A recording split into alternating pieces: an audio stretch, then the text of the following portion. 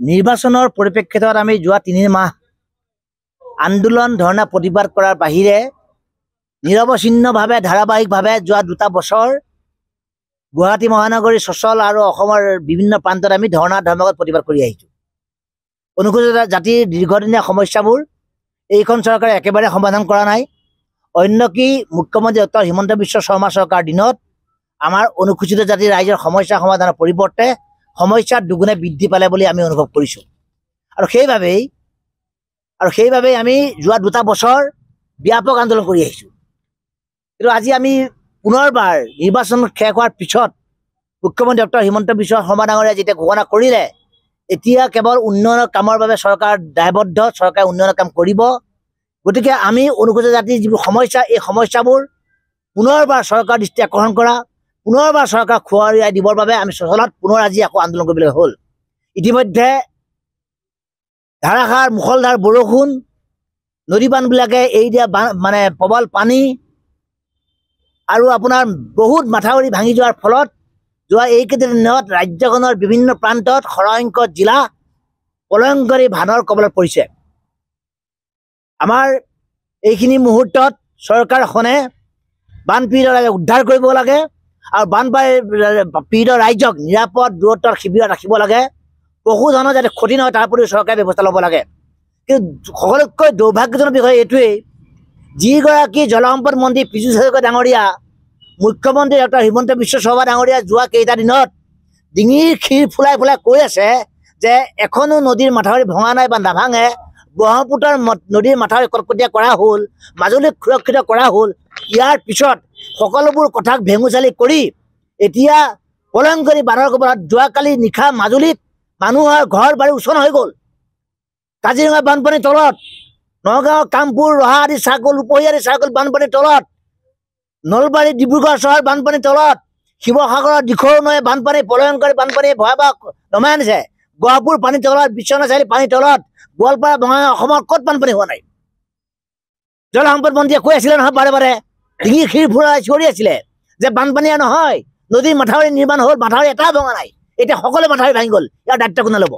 গতিকে আমি প্ৰথমেই আজি আন্দোলনস্থলীৰ পৰা ক'ব বিচাৰিছোঁ, মুখ্যমন্ত্ৰী ডক্টৰ হিমন্ত বিশ্ব শৰ্মা ডাঙৰীয়াই এই জলসম্পদ মন্ত্ৰীগৰাকীৰ দপ্তৰৰ পৰা আঁতৰাই দিব লাগে আৰু শীঘ্ৰে বানপানীক ৰাষ্ট্ৰীয় সমস্যা ঘোষণা কৰিব লাগে। অসমৰ যদি চাহপাত, অসমৰ যদি আপোনাৰ কয়লা, অসমৰ যদি আপোনাৰ খনিজ সম্পদ যদি ৰাষ্ট্ৰীয় সম্পদ হয়, ৰাষ্ট্ৰই যদি এই সম্পদৰ ওপৰত বেপাৰ কৰি ৰাষ্ট্ৰ চলাব পাৰে, তেতিয়াহ'লে অসমৰ বানপানী ৰাষ্ট্ৰীয় সমস্যা কিয় হ'ব নোৱাৰিব? এইটো আমি অনুসূচিত জাতি যুৱ পৰিষদে আজি আন্দোলনস্থলীয়ে প্ৰথমতে আমি চৰকাৰক দাবী উত্থাপন কৰিছোঁ। দূৰত্ব শিবিৰ ৰাখিব লাগে, জনসাধ্যে আপোনাৰ উদ্ধাৰ কৰিব লাগে আৰু সাহায্য সামগ্ৰী উপযুক্ত পৰিমাণত দিব লাগে।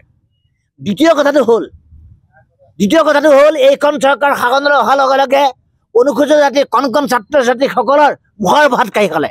অৰ্থাৎ অনুসূচিত জাতি ছাত্ৰ ছাত্ৰীসকলৰ প্ৰথম মান, দ্বিতীয় মান, তৃতীয় মান, চতুৰ্থ বিদ্যালয়, মহাবিদ্যালয়, বিশ্ববিদ্যালয় পৰ্যায়ৰ ছাত্ৰ ছাত্ৰীৰ জলপানী বন্ধ কৰি দিলে। আমি সেইবাবে চৰকাৰক দাবী জনাইছোঁ যে অনুসূচিত জাতিৰ ছাত্ৰ ছাত্ৰীসকলৰ জলপানী নিয়মীয়া কৰিব লাগে, জলপানী আদায় দিব লাগে। আমাৰ নিবনুৱা ল'ৰাসকলৰ কৰ্মসংস্থাপনৰ ব্যৱস্থা কৰা নহ'ল।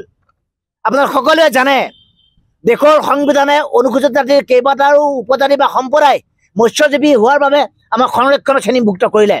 কিন্তু অসমৰ বিল, খাল, নদ নদী, জলাশয়, মীন পাম, মীন বিভাগ আমাৰ বাবে সুৰক্ষিত নহয়। আৰু সেইবাবেই আমি অনুসূচিত জাতি যুৱ পৰিষদে আজি চৰকাৰৰ পৰা দাবী উত্থাপন কৰিছোঁ, অসমৰ ৰাজ্যখনৰ সকলো বিল, খাল, নদ নদী, জলাশয়, মীন পাম, মীন বিভাগে ৰূপায়ণ কৰা আঁচনি সকলো অনুসূচিত জাতিৰ বাবে সংৰক্ষণ হ'ব লাগে। ৰাজ্যখনত অনুসূচিত জাতিৰ বহুত সমস্যা আছে। চৰকাৰৰ মুৰব্বীগৰাকীয়ে সমস্যা সমাধান কৰিবলৈ সময় নাপায়।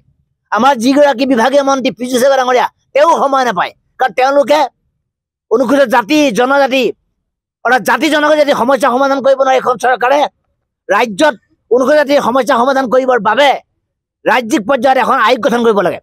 দেশৰ বিভিন্ন 12খন ৰাজ্যই পঞ্জাৱ, ছত্তীশগড়, মহাৰাষ্ট্ৰ, ৰাজস্থান, উত্তৰ প্ৰদেশ, বিহাৰকে আদি কৰি হিমাচল প্ৰদেশকো ধৰি প্ৰায় 12খন ৰাজ্য ইতিমধ্যে ৰাজ্যিক পৰ্যায়ত ৰাজ্যিক অনুসূচিত জাতি আয়োগ গঠন কৰিছে। অসমত মহিলা আয়োগ আছে, অসমত যুৱ আৰু ক্ৰীড়া আয়োগ আছে, অসমত পুলিচৰ দায়বদ্ধতা আয়োগ আছে। অসমত অনুসূচিত জাতিৰ দৰে আমি সংৰক্ষণত থকা আমাৰ জাতিৰ জনগোষ্ঠীৰ উন্নয়নৰ কাম কৰিবলৈ, ন্যায় প্ৰদান কৰিবলৈ, সামাজিক সমতা স্থাপন কৰিবলৈ অনুসূচিত জাতি এখন আয়োগ গঠন কৰিবলৈ আমি চৰকাৰৰ দাবী উত্থাপন কৰিছোঁ। আমি সেইবাবে কৈছোঁ চৰকাৰক যে মুখ্যমন্ত্ৰীগৰাকী উচ্চ বৰ্ণৰ মানুহ হোৱাৰ বাবেই যোৱা 2টা বছৰ অনুসূচিত জাতিৰ সমস্যা সমাধান নকৰি আমাক বাৰম্বাৰ পিছত ঠেলি আছে নেকি? কেৱল মাত্ৰ সংৰক্ষণ দিলে আমাৰ সমস্যা সমাধান নহয়। 7.5% সংৰক্ষণ দিলে অনুসূচিত জাতিৰ মানুহৰ সমস্যা নহয়। আমাক সংৰক্ষণ নালাগে। আমাক ডক্টৰ হ'বলৈ, আমাক ইঞ্জিনিয়াৰ হ'বলৈ আমাক কেৱল সংৰক্ষণ নালাগে। আমাৰ মানুহৰ সম্পদৰ অধিকাৰ লাগে। আমাৰ মানুহক মানুহ হিচাপে জীয়াই থকাৰ অধিকাৰ লাগে। যদি হাতত বৃত্তি নাথাকে, যদি হাতত উপাৰ্জন নাথাকে, অনুসূচিত জাতিৰ নদীপৰীয়া মানুহসকলে এই যে বানপানী যে উচন হৈ গ'ল, এই কিলোমান টিংপাত দিলে আমাৰ ঘৰটো তৈয়াৰ নহয়। গতিকে আমাক সম্পদৰ বৰ অধিকাৰ লাগে। আমাক সম্পূৰ্ণৰূপে নিৰাপত্তা লাগে। আমি চৰকাৰক কৈছোঁ, সংবিধানে আমাক অধিকাৰ দিছে, চৰকাৰে অধিকাৰবিলাক আমাক দিব বিচৰা নাই। সংবিধানে আমাক সংৰক্ষণৰ সুবিধা দিছে, এইখন চৰকাৰে সংৰক্ষণ আইনখন বাৰম্বাৰ ভংগ কৰি আছে। গতিকে ডক্টৰ হিমন্ত বিশ্ব শৰ্মা ডাঙৰীয়া, তুমি যদি বৰ্ণবাদী নোহোৱা, তুমি যদি সাম্প্ৰদায়িকবাদ বাদ ধৰা চিন্তা নকৰা, তেতিয়াহ'লে অসমত সকলো জাতি জনগোষ্ঠীৰ সম বিকাশ কৰিব লাগিব। কেৱল মাত্ৰ বিজেপি হিন্দু মুছলিম কৰি থাকিলেই আমি অসমৰ অনুসূচিত জাতি জনজাতিবিলাকে সংৰক্ষণৰ পৰা আমি একো লাভ নহয়।